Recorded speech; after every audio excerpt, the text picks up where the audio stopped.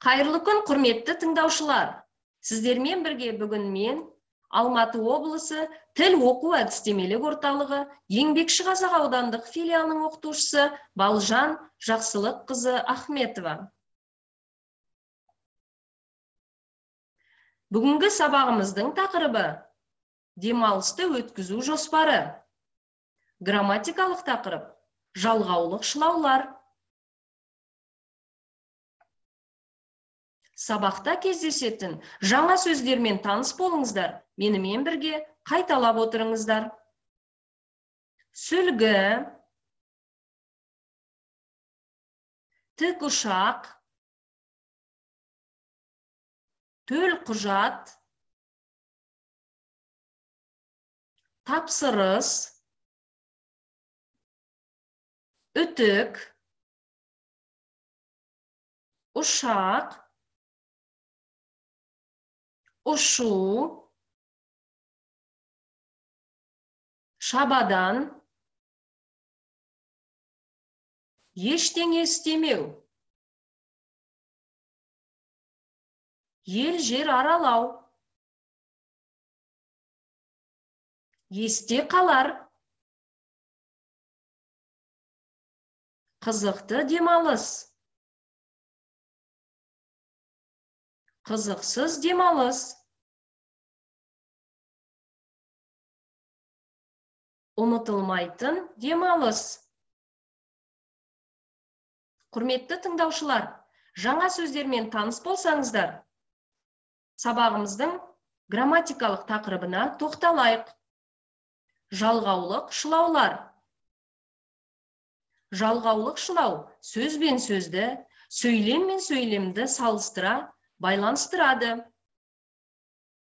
Жалғаулық шылаулар жалғаулықтар деп те аталады.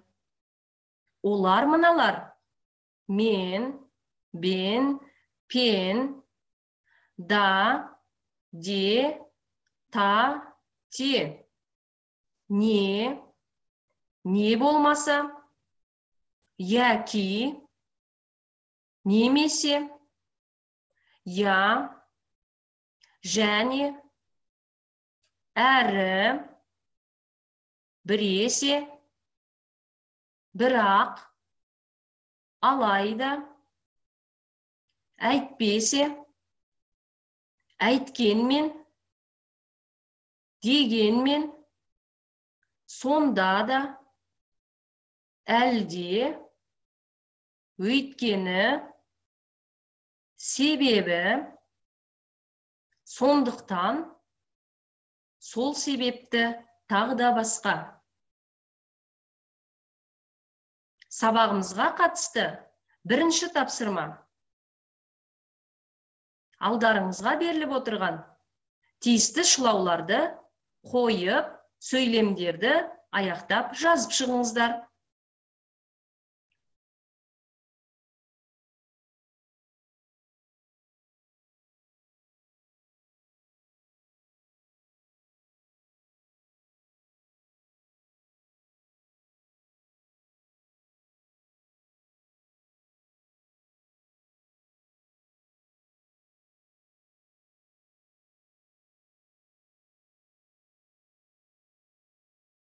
Тапсырманы орындап болсаңыздар, тексеріңіздер.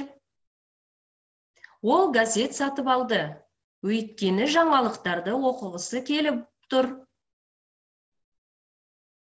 Әсемнің Африкаға барғысы келеді, бірақ ол ыстықты ұнатпайды.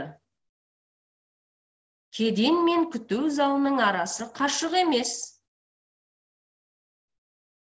Таиландта көп көлік ауыстырдық. Өйткені кемеге міндік. Ұшақпен ұштық, біресе тікұшаққа отырдық. Егер қонақ үйде тұрсаң, таңертеңгі асты сонда ішуге болады. Тапсырманы тексеріп болсаңыздар, екінші тапсырма. Дұрыс нұсқасын таңдаңыз.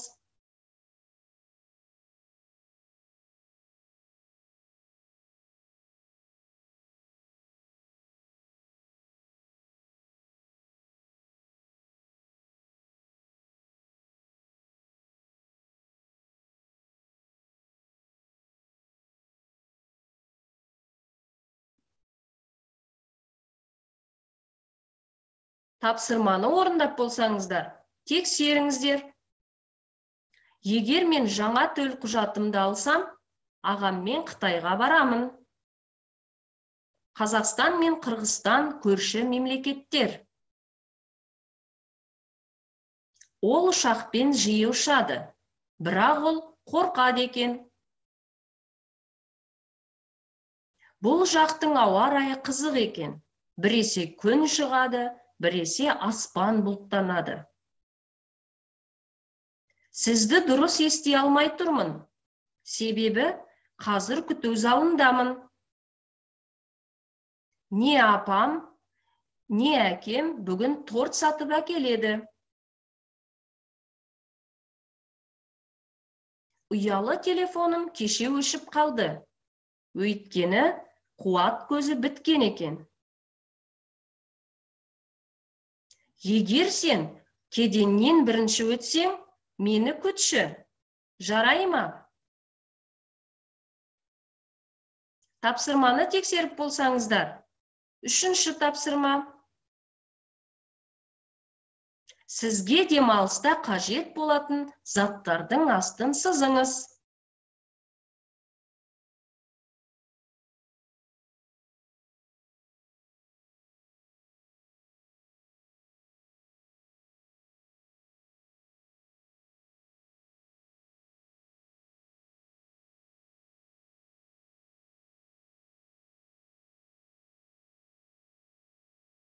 Тапсырманы орындап болсаңыздар, тексеріңіздер.